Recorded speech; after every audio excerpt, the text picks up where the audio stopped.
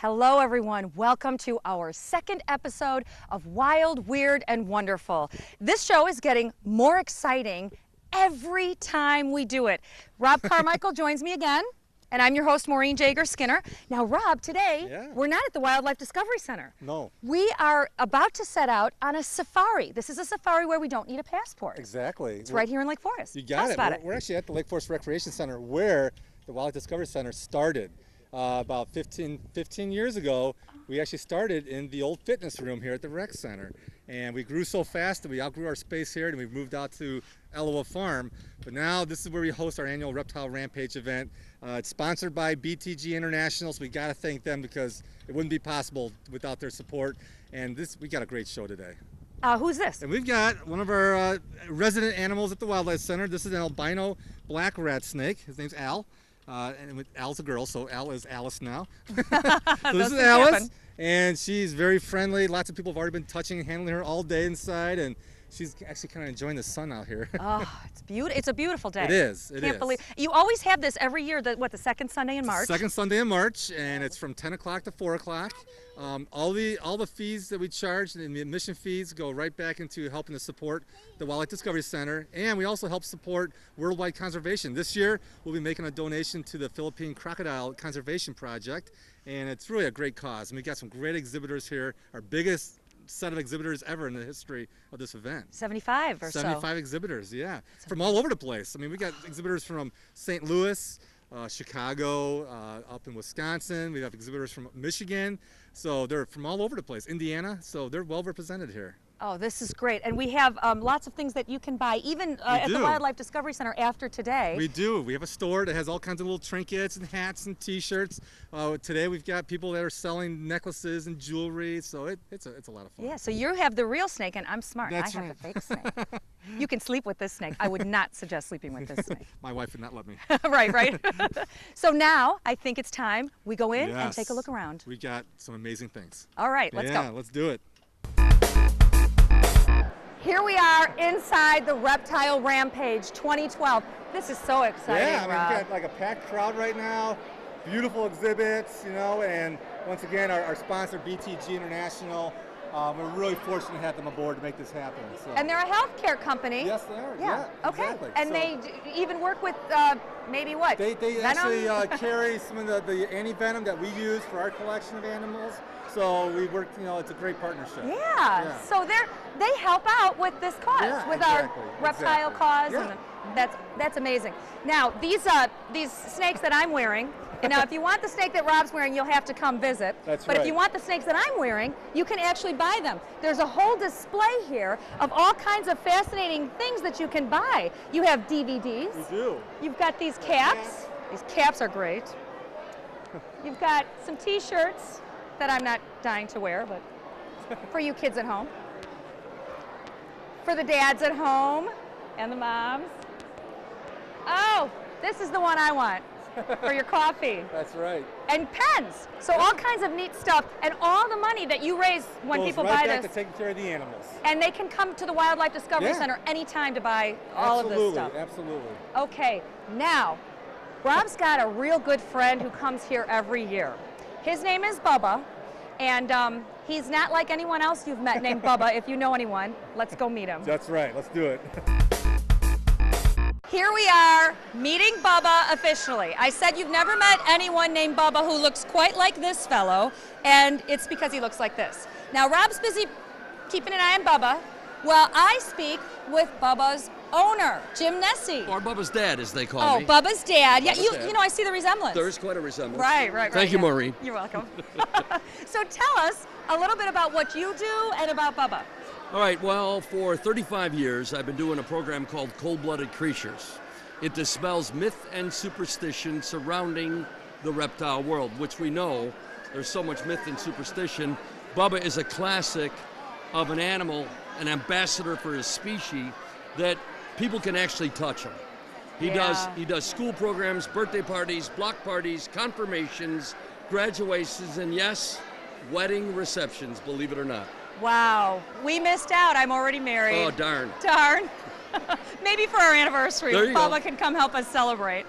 Now, Bubba is so people-friendly because why? I'm sure this is unusual for an animal like this. It is, and typically what I tell folks is gators, are going to defend themselves. This guy's a great individual, and it comes down to individual. It's a combination of selecting the right individual and then the knowledge of the person working with that animal. This guy is so incredible. We do a lot of work with special needs kids. Aww. Our original Bubba, we had a breakthrough with an autistic boy at Navy Pier, breakthrough. Oh, that's great. Little Sammy wasn't talking. He met Bubba. He couldn't stop talking. His mom started crying. It was incredible. That's amazing. Well, animals can open up doors that we can't reach. This guy's kind of like Pete's Dragon. Remember Pete's Dragon? Disney, I think it was Disney. Pete's Dragon, the marvelous dragon that helped, kids that were in trouble. Bubba's incredible. This is the real life version. He's the real live version. He's an absolutely incredible individual. Lives in my home, walks up and down the basement stairs. Wow. When we go out to do a job, he goes out into the garage. I say, Bubba, go to the van. He walks to the van. I tell him up. He climbs into my van, rides with his head in between the two front seats. He's trained, basically. Yes, he is. Oh, my gosh. Listens better than my dog. Right.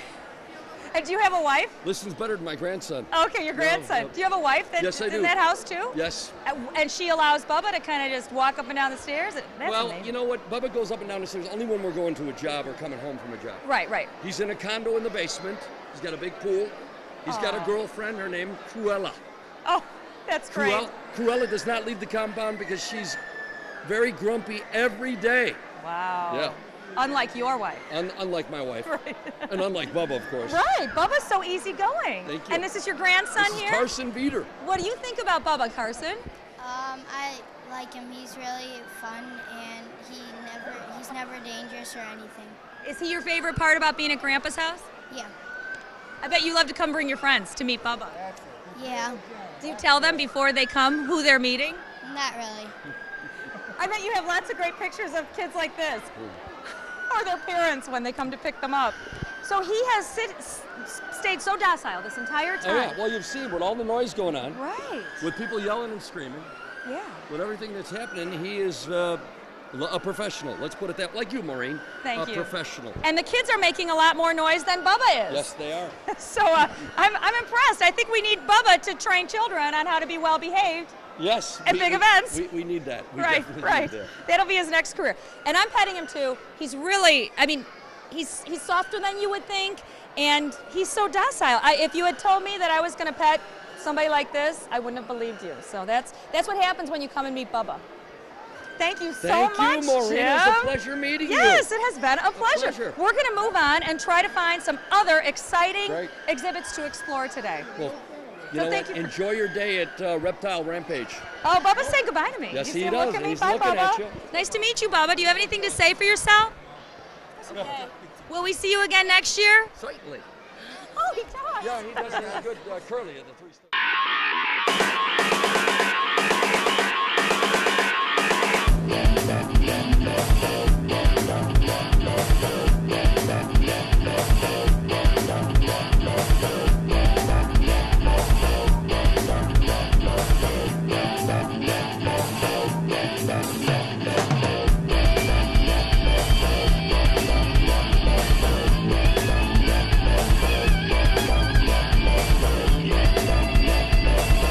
Now we're joined by Andy Sagan, whose exhibit is called Hold a Herp. Hold a Herp.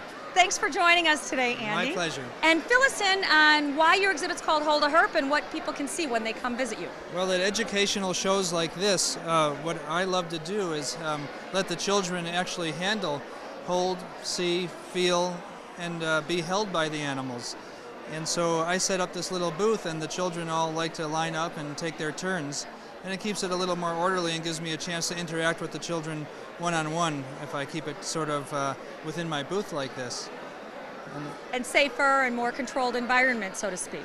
Yeah, safety is always important to us, but all of us who show at these educational shows, our animals are very safe. They're all accustomed to being handled, and we watch carefully as well. I enjoy these shows because you know, the children get so excited, and it gives us a chance to teach about these commonly misunderstood animals. Right, I would be one of those people who are commonly misunderstanding them because I have always been afraid of snakes and a bit intimidated when I see a snake. But most snakes, that's not the case, that we need to fear them. Well, that's certainly true. You don't need to fear snakes, but it's interesting to me as I watch the little faces pass by my booth here. Children as young as 3 years old, you can tell which ones have a natural fear if I came from somewhere deep inside. No experience, but some of them are very outgoing and ready to go with the animals, and some of them have a very natural hesitation. It's an interesting aspect of our reaction to these animals. Now here we have a child named Shannon. I know her name because she's my daughter. Let's watch her natural reaction. This is Andy, and this is his friend. What's their friend's name? Well, Shannon has already met Pretty. This is Pretty, my Baird's rat snake. This is a rat snake variety from Texas and northern Mexico. Very subtle beauty with lovely gunmetal gray coloration and yellow and orange. And how do you feel about holding this snake, Shannon? A little bit nervous, not really. What does the snake feel like? Smooth, Are you scared? not really. So is this a common reaction, or some kids actually are very scared? Well, the ones who are scared don't come up and handle the snakes. They usually just keep their distance. Some of the parents the same way.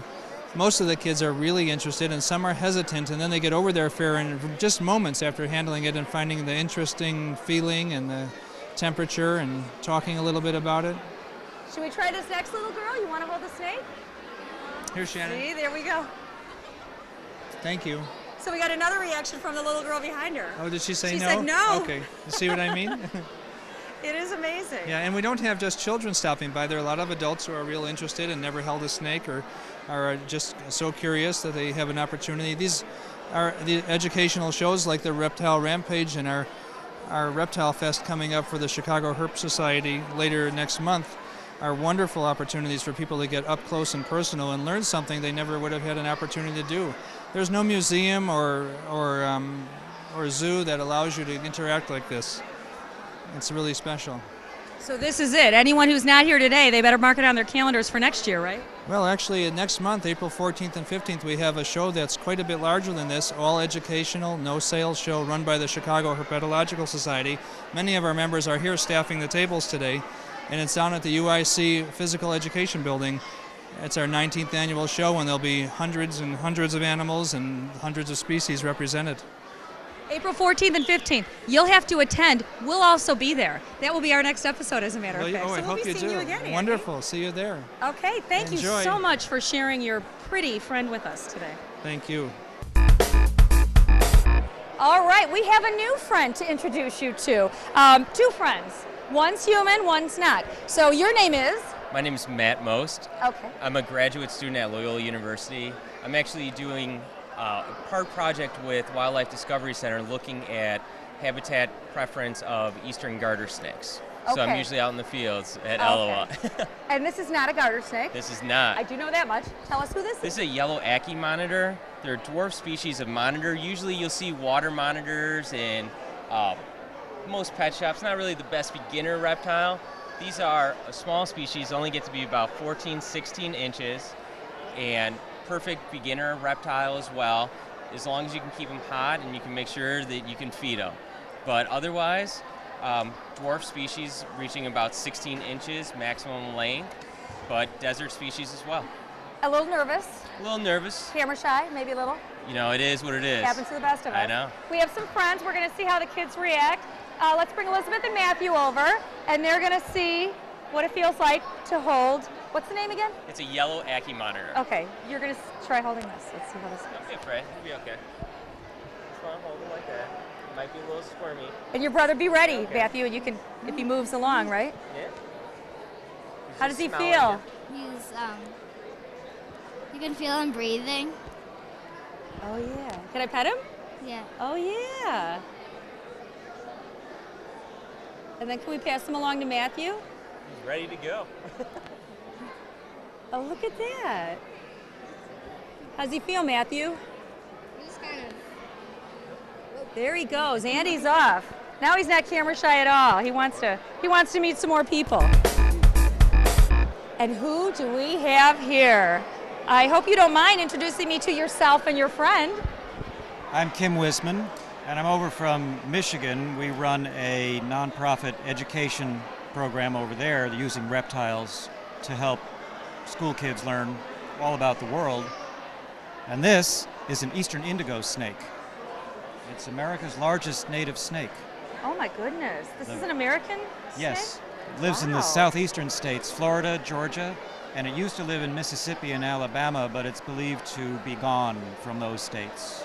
Just became extinct because... Development, okay. for the most part. Development and a little bit of collecting, mostly development. The eastern indigo snake is now protected. It's federally listed as threatened in Mississippi and Alabama, and it's protected in Florida and Georgia. Private ownership is still legal, but a federal permit is required to buy one. Okay. Once you've bought it and the permit has been executed, you don't need any more permits. The animal is yours. And it has to be captive bred. Cannot be taken from the wild. Oh. The largest male eastern indigo snake on record was over 8.5 feet long. How tall is this guy? This one's about 7 feet long. Okay. So he's longer than I am. Longer than I am. So you have to keep him in his native environment, basically, where you are, or something similar. We give him a nice spacious cage. Indigo snakes are very active. They're fairly intelligent, probably about as intelligent as a crow. And they do well with a bit of intellectual stimulation from time to time. Really? So just get yourself a log or a rock from out of the wild, put it in there and let them smell it. It's almost like taking a dog for a walk, except you don't actually walk the snake. The collars don't work out. Right. And the looks you would get would be a little bit different from when you're walking a dog. I get those looks anyway. So you're used to it. I'm used to it. You don't know if they're looking at your snake or you. It's better for me if I have a snake because I can pretend it's because of the snake. Right, exactly. Yeah. It's good therapy for you. It is. Right. So we'll have a child. Come on, Shannon, let us see what you think about the snake. We got another boy here. You want to take a look at the snake? There you go. I forgot the snake's name. Eastern indigo snake. Oh, so no name. Oh, this Is this like this Bunny? snake. This snake is owned by the Wildlife Discovery Center in Lake Forest. Oh. So I that's borrowed where him it's for the from. show. Okay, got it. Okay. All right. Yes, So I you felt can- like I had maybe met him before. You can come and see this snake at the Wildlife Discovery Center. Oh, great. How does he feel, guys? Feels dry, smooth, and scaly. And so when his head gets near, that's okay. Indigo snakes are particularly calm. All the snakes that people have here that they allow people to touch are tame, but indigo snakes are calm by their nature. So that, in addition to taming, makes them very safe for public programs. Okay. All right, thank you very much, Kim. You're welcome. We'll be seeing you, I'm sure, again next year. And right now, we're going to go off and see what else we can explore here at the Reptile Rampage. Plenty to see. Oh, hi. Oh, hi. What are you doing? Signing up for an eco tour with my friend Brian. Well, that sounds fascinating. Tell us about it. I basically do guided wildlife eco tours down to Ecuador, Costa Rica, and it's basically for people who want to see birds, reptiles, amphibians, and we'll go down to the Amazon, cloud forest, but it's Biophoria Tours. It's on Facebook, BIOPHORIA. It's kind of a funny word to it, but yeah, basically bring people down who are interested in wildlife. So, What's your name? Brian Susan. Okay, and if people are interested in checking out one of these eco tours, they can find you on Facebook, it sounds like. Yes, they can, and I do have a website, biophoriatours.com. Brian. All right, let's move on from our eco tours. I see someone with some interesting animals. Let's go take a look. All right, this is a sight that you won't see very often. This is a mom holding a tarantula. Now, is this intimidating to you at all? No, Why not? because I like spiders. I like spiders, and I pick up all sorts of odd things. So I have to really try and keep my children from doing it too, because who knows what they'll pick up, right? But it's hard not to encourage them when you see nature. But you just have to teach them what you can pick up and what you can't. all of my tarantulas are captive bred, so they aren't being taken out of wild populations. So it's not going to hurt the populations to have tarantulas anymore. But they're just very gentle, docile, sweet animals. They never bite, and I just love them as pets. As pets? As pets, yeah. Tarantulas? Tarantulas make a good pet because you can hold them. They're soft, they're gentle. A Chilean rosehair, a female, can live 17 years. So they're just really nice animals. Here comes Mom back. Oh, I'm very greedy. What does he feel like? Just very, it's a she. Just feels like something very gentle. Walk here, give me your hand, I'll show you. Does it really work? Does it really work? And what's your name? Annabelle. What do you think of the tarantula? No, what do you say? Is the tarantula cool? Thank you very much. Thank you. Last time it was like There you go. There you go. Aren't they cool?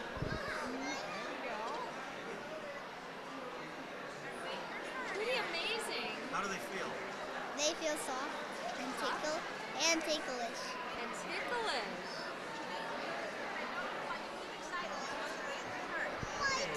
I know it's exciting. Yeah. Oh, she. Excuse me. This is a girl. How does she feel? Funny.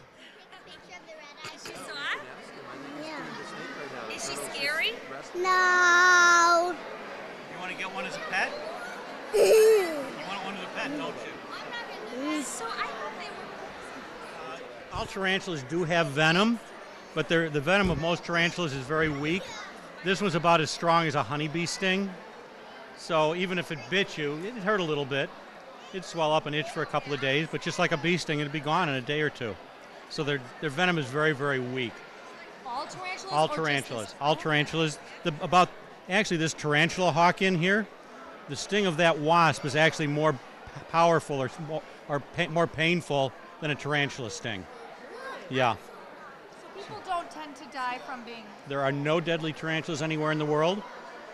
There isn't one single tarantula that can kill a human. So this is not my last show? No, you get to do at least one more. Okay. And it won't be because of this guy? No. Now if you were to go out and hold my little centipede here.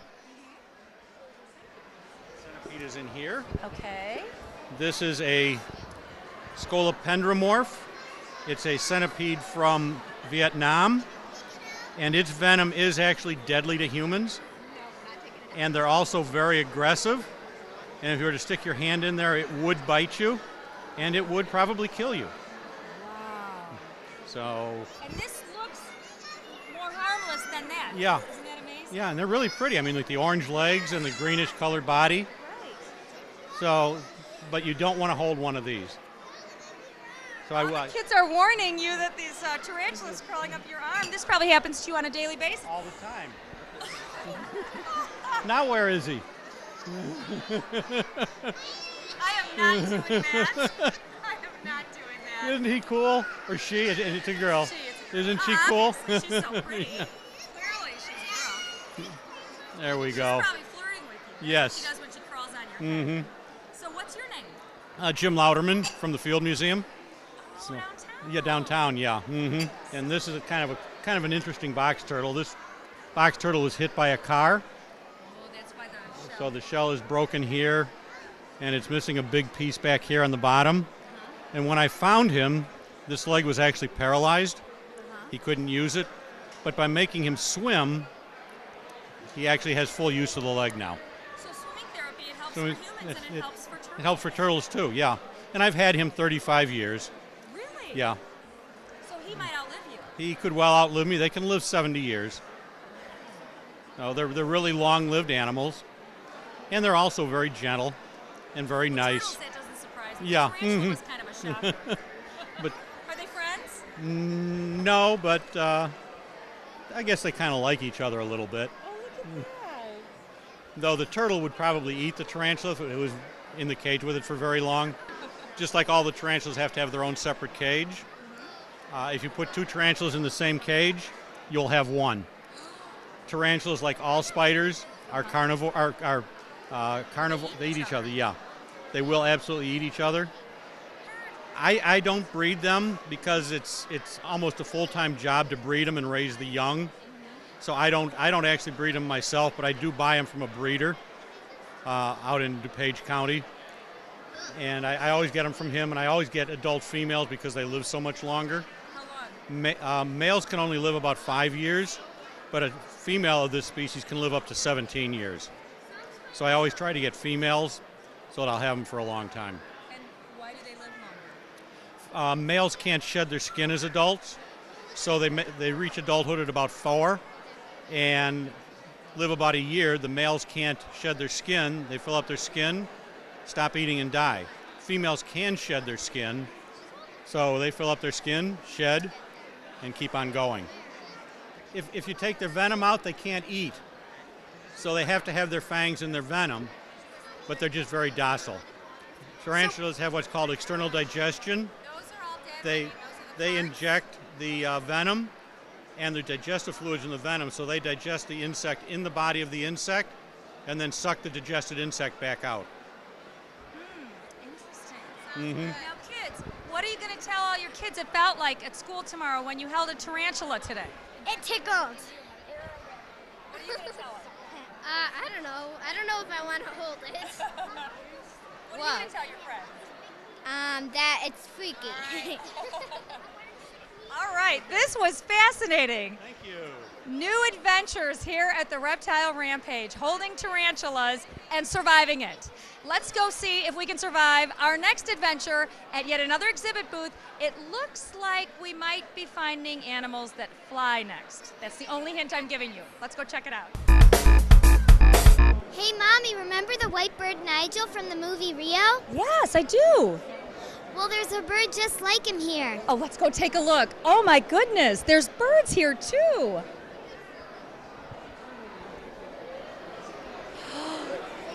Oh, look at this. Who's this? This is Suge. Uh-huh. And Suge is a Moluccan umbrella cockatoo from Australia. And he's 7, and he's a therapy animal. So he's a therapy animal for autistic kids. So basically what he does is he doesn't bite. He doesn't associate fear with pain. So if the kids grab him or they mishandle him, he will bite them, clip their finger off like a normal macaw or a parrot would. And that's because they get him right out of the egg. And we roll him around in a hamster ball and get him used to being handled rough by special needs kids, and that way he doesn't bite them. So he's pretty tolerant. And he came to this event because he's a spoiled brat, and he saw us bringing the rest of the stuff, and he'll scream and unplug everything in our facility, or yeah, he'll pretty much drive everyone nuts till we bring him anyway. So he is a spoiled brat. We call him the Prince of First Street. Come here, Suge. Step up. What's your name? I'm Jamie. I'm the owner of Reptile Rampage. Oh, you are? Yeah. Oh. So this is your only bird. The rest This is my only bird, yeah. Okay. Yeah, this bird was not my idea to have. Okay. You're more of a reptile guy. Exactly. Okay. But we use them now at the facility as an alarm system. You don't have to teach a parrot what eats it. So if there's something out, he'll tell you. And he's beautiful. Yeah, he's a pretty bird. And he'll live about 70 years. So he's 7 now. And he's got the same capacity to learn as a 4-year-old. Really? So for the next 70 years, I have a 4-year-old. Oh, that's so Not exciting. good. Lucky you. Exactly. So does he talk or? He does, but he doesn't talk. He doesn't say things that you want him to say. He kind of. Oh, okay. I think he understands what he's saying. He'll tell you that he's hungry, or he'll talk about himself in the third person. Really? And he listens to a lot of gangster rap, so sometimes he says inappropriate things. You also have an iguana. I do. All right. Well, can we meet your iguana? Sure. Okay. Look at this. Wow. Is he friendly? Can I? Touch his head. Okay.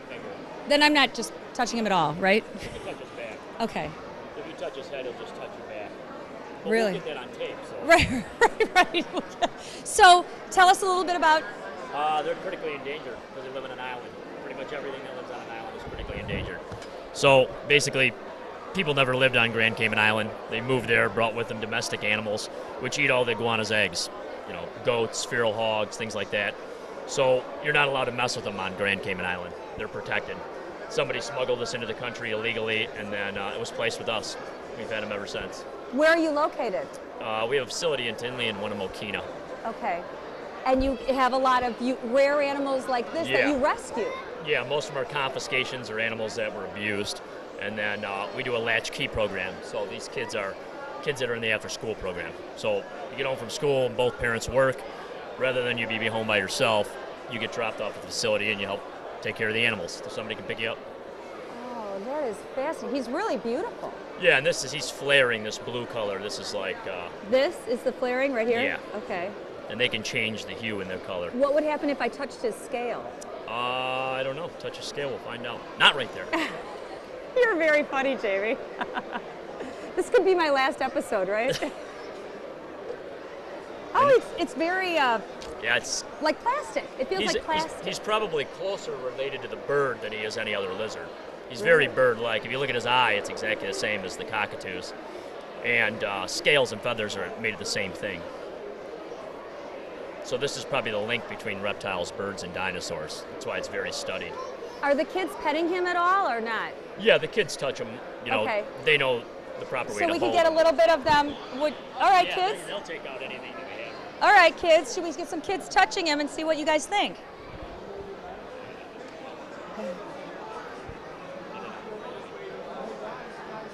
If he's not in the mood, it's okay.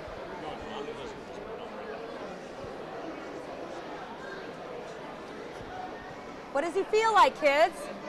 Scaly. Scaly? The sides feel scaly when the down is smooth, but the up is very hard. Those white scars that are on his neck, those are from his girlfriend. He went on a play date, and he's not much in the romance department, so he got beat up by his girlfriend. So he's not in that program anymore. Okay, yeah. So that's what the broken scales are from? Yeah, the white marks and the broken tines are from the female. Wow. We've been to the Blue Iguana Reserve at the Cayman Islands. You live in Lake Forest, don't you? Yeah. Right. Close enough. Yeah. These are my neighbors. Right. No iguanas in my neighborhood. But he's beautiful. It's beautiful. Thank you so much, Jamie. No problem. All right, we'll see what else we can find. Let's take a look around. There's still lots to see.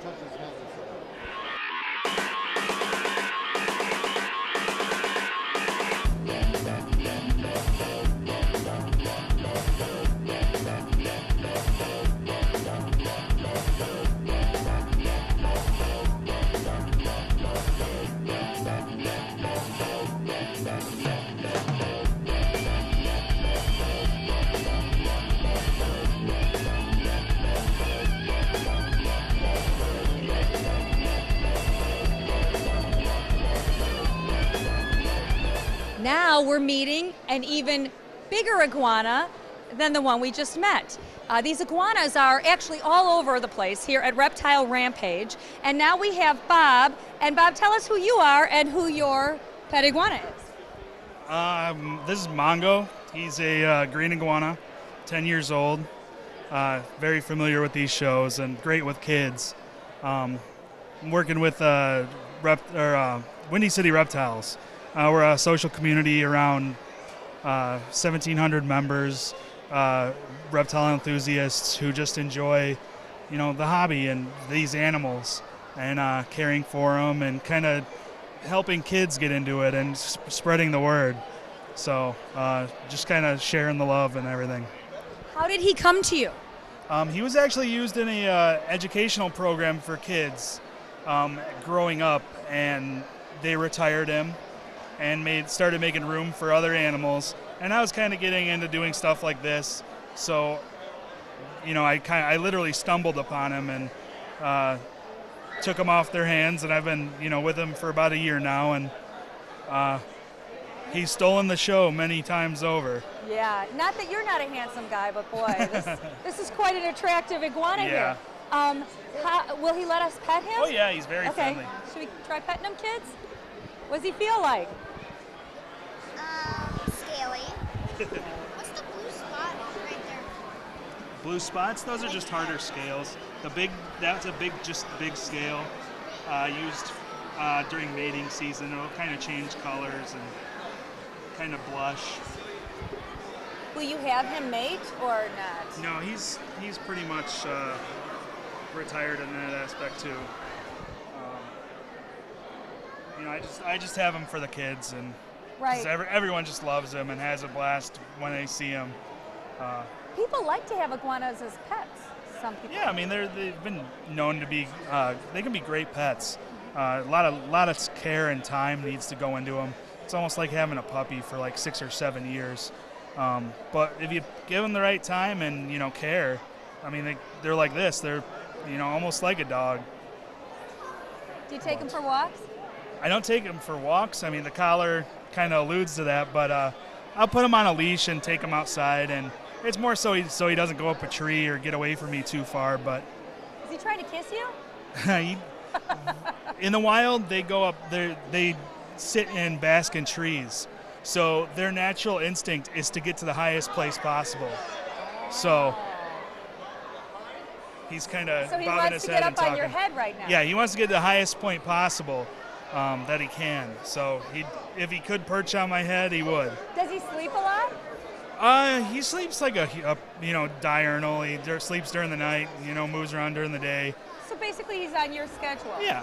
Yeah. Yeah, he'll walk around. He'll sit and bask in his area where I have like a heat lamp and stuff like that for him to get warm. And then he'll kind of cruise around and move around, and it's like having a cat or a dog just walking around my house. We'll wander on and see some of the places here that kids can explore. They get to take an actual reptile home, not literally a reptile. Come take a look, you'll find out.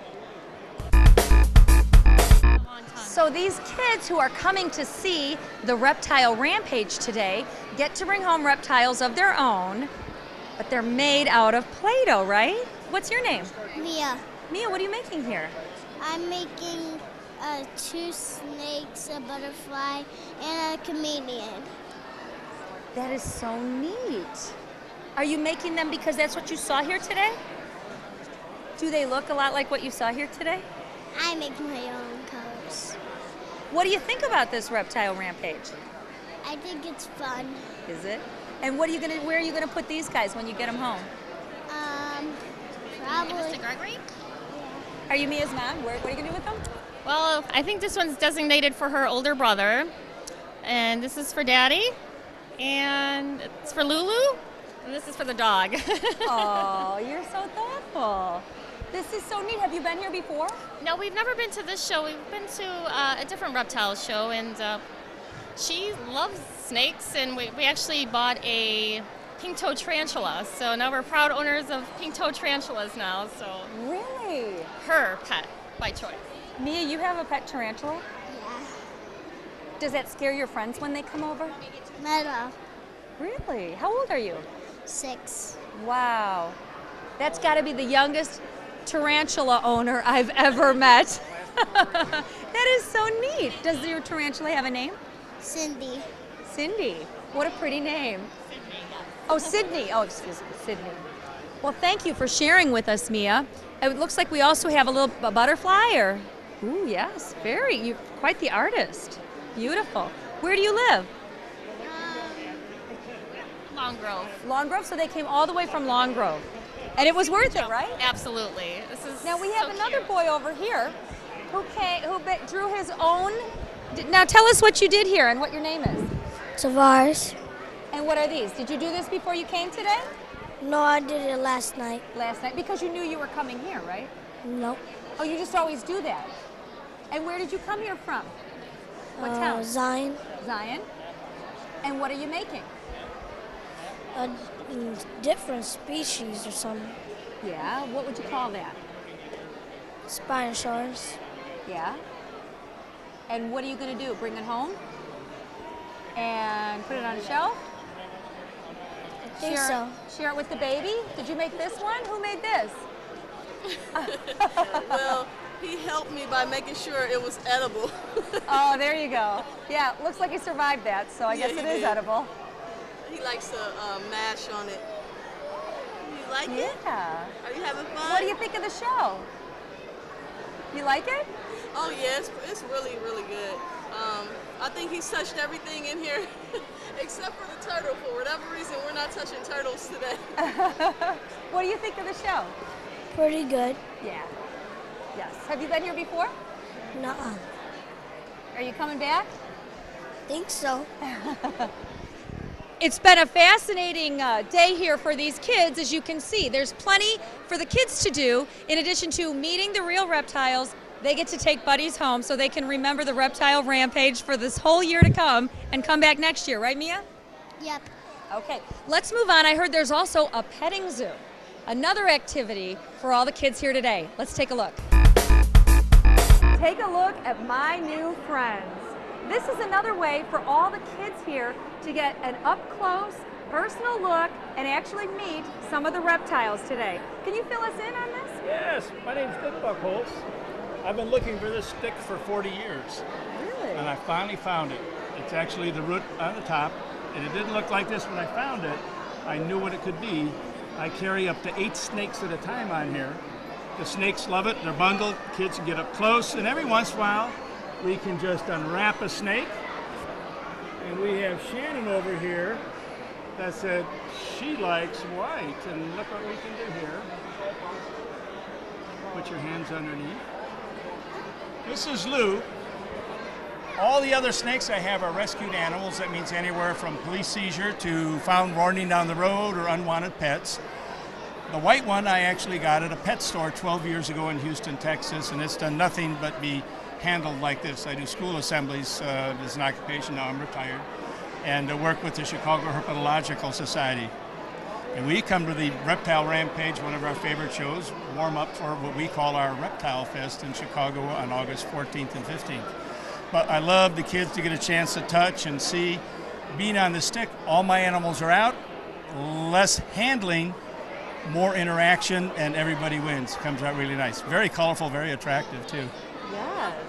Not afraid that the snake's going to wrap too tightly around your neck? And no? She trusts. Clearly that's one of Mommy's fears. So what percentage of children end up being afraid of the snakes? Small. Small. Most kids aren't. They learn it. It's more of a learned behavior, and we don't understand it because we have little bitty kids that just out of get-go, and others, they just hug and kiss them. Now, I've been doing this for a long, long time. And we used to do shows in shopping centers, and I would notice that Grandma or Grandpa would be out shopping, and the little kids, like Shannon's age, would be up there playing with our snakes in the middle of the mall. Grandma and Grandpa would come by, they would put their hand on the child's shoulder, and when the snake came closer, they would just squeeze their shoulder, and everybody backed off. That's just like a human reaction. Uh-oh, danger, and 20 years later, they don't know why they're afraid of snakes. I mean, simple as that. And I've talked with people that are afraid as adults. So, you know, I remember something my mom or my dad or my uncle, whatever, was out hunting. He said, rattlesnakes are out there, and I've been afraid of them ever since. So it's a learned behavior. It's a learned behavior, and we build up stories. The media, the movies don't help at all. No. I'm picturing anaconda. There's a list of animals that kill and hurt people. Bambi, cows, horses are at the top. Cats and dogs somewhere in the middle. All the reptiles, including rattlesnakes, are way down at the bottom. Fascinating. And that's really, and this probably helps too. You have a little petting section over here. I have a thing, keeps the animals in. This is mostly for the kids to sit in. I expand it every year. This is the biggest I've had here at Rampage, and I found it's really nice because moms and dads sometimes will sit in with the little guys, and it's a training box. Turtles are not indestructible, but they're sturdier than most of the animals, so it works out pretty well, but I have to keep watching.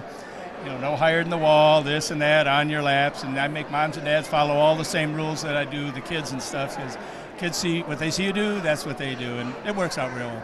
I have people that have come year after year after year, and through our society, I do little venues like this all over the area.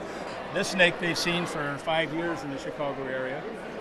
Some of the others a little newer that I picked up. Gentleman was retiring, had snakes at school, and I wound up with this one. I call that one Brook. It was at Brookfield. This a vet had. This one right here is a Sinaloan milk snake. A vet had that. Somebody, he fixed it up and needed some work. He came in and the guy said, why don't you keep it? I don't want it anymore. So the vet gave it to me, knowing that I did the shows. And this is actually 2 black snakes. One's a black rat and one's a black king snake. It looks like one snake. It looks like one snake, but if you look at them, they're completely different. And they intertwine with each other. And That's I what noticed they do? that you had a little bit of aversion to snakes, but you stepped right up and held onto that stick there. I think I know what's coming. Okay. And then put your hands out and under. Okay. Now, I have a live necklace. How's that for a snake? Well, I'm alive, so that's my first sign that this is going well. He hasn't bitten me. Now, I judge a good show. Nobody bit, nobody pooped on, good show. Right, he hasn't pooped on me either. Now, what about the tongue moving around? What That's is it? how snakes smell. Okay, really? They have little nostrils, they breathe, minimum odor detections there, but the tongue goes out, picks up the odors, brings it in the mouth, rubs it against a special organ called the Jacobson's organ, and that works like a little computer. Figure out where everything is, right, left. It's got that little forked tongue. They can tell where it came from. It's how they survive. They know where everything is. So when he touches me with his tongue, he can't hurt me?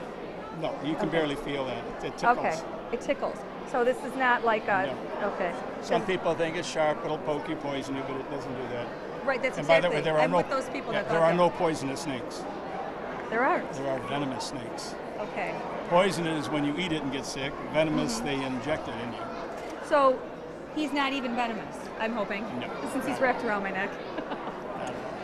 Okay, so he won't even constrict me either. He won't even. This is a Mexican black king snake. King snakes eat pretty much anything moving around. Eggs, lizards, smaller snakes, bigger snakes even. They'll eat something its own size. When they get adult, and this snake's probably 7, 8 years old, maybe older, it eats mostly small rodents. Now he's getting closer to my face, but he's not going to. He's just crawling around, bite me. exploring. Okay, now he's a necklace. Okay, this is the first live necklace I've ever worn, I must say. Accessorized, Yes. fully accessorized. He matches my outfit. So. Yes, he does. I guess he can sense that. He's got some kind of, he's making a fashion statement, right? Like, Maureen, you need a snake They're necklace. much smarter than most people give them credit for. They're handled all the time. Don't have the issues you might if you just have one snake and you feed it. These guys are workers. This is pretty amazing. Yeah. I just want to remember this moment when I wore a snake as a necklace and he was wrapped around me and climbing all over me and I was smiling. Well, if you're doing that, we need maybe one more thing if you could hold this for a second. Oh boy. One more thing. This should be good. Okay. Maybe I spoke too soon. Oh, a bracelet. We're going to accessorize. Okay. Okay. Let's accessorize. Pinch him a little bit. Okay. Not tight, not okay, tight. okay, okay. Okay. Now, is that a All right. bracelet? Yeah, that's the first Is moving that a bracelet bracelet to I've die ever for? worn. Okay. Sit right there. I just really need to remember this moment. Well, if you'll it never remember- happens again, I'll be okay with it. It's on tape right here. Right. And your friend on your believe I'm neck is wearing leaving. This is a king snake, and it's a mimic of the coral snake. Okay, right. You've heard that nursery rhyme? No. There's a nursery rhyme. I think it's red to black, you're dead Jack, red to yellow, kill a fellow. Oh, okay. And that means something here. Okay. So since Now, that's my listening skills test. You notice that's red to black. So But since your name's not Jack, I'm not going to get and killed. it's actually red to black, venom black, and I want to confuse you. Okay. Never rely on a silly nursery rhyme to save your life. If you see a snake out there, take a picture, let somebody else identify it. If you know what it is, take a picture, enjoy it, leave them out where they are. But I do that all the time. People smile and say yes. They're thinking of it, another looks at it and they screech, but nobody says anything. Right. I'm thinking that I won't be taking these guys home, but I'll always No, you remember won't. All right. that I wore snakes as my accessories. Okay. Thank you so much, I Jake. enjoy. This has been fascinating. We've learned so much. We have more to see, so I will be giving you your snakes back, and we will move along. And encourage people to show up at our Absolutely. Reptile Fest. That's all about family fun, education. Okay. Multiply this by several times, and that's Okay. Reptile Fest. April 14th and 15th. We fill the People U are of I mentioning that Circle here. campus gym. Okay. And same kind of deal. That's an awesome place. It's about our 7th or 18th year of Reptile Fest. Okay, thank Good you time. You're so welcome. much. It's been a pleasure. I would shake your hand, but I've got a couple we'll do it snakes with wrapped snakes, around my see? fingers. There we go. And look what we have here. We knew if we walked around long enough, we could find the biggest python we'd ever seen. We just knew it. So let's meet this python and his owner. How you doing, everybody? This is Aurora. She's a reticulated python from Southeast Asia. She's about 20 feet long. She weighs about 200 pounds. And because she's been raised in captivity and bred in captivity, she becomes a much more friendly animal than the vicious one most people are familiar with. As you can see, she's not trying to hurt anybody at all, and the kids here are having a good time. You know, she's. You would think she would want to hurt people, just by the look of her, but no. Only if you're a person that doesn't like snakes, then they would look like that. But you know, more people are vicious than snakes. Come on, let's look at it. Who's the only one that goes to war? You know, Yeah, right. I mean, snakes are very friendly. I'm sorry, I got to get up. We have a chance here for people to realize what they're getting into. Snakes are not the vicious, dangerous thing that they always talk about in the Bible for years. People are scared that they're sneaky, they're silent, they're slimy. And as the kids will attest, they're not slimy. I'm sweating, but they're not. I mean, the animal's doing really good. And the kids all love it here. It's a chance for them to see and meet something that they'll never get to see very much again. And your name is? I'm Bob. I'm with the Chicago Herbological Society. This is my pet. I have raised her for the last 8 years. She was a rescue that we took in.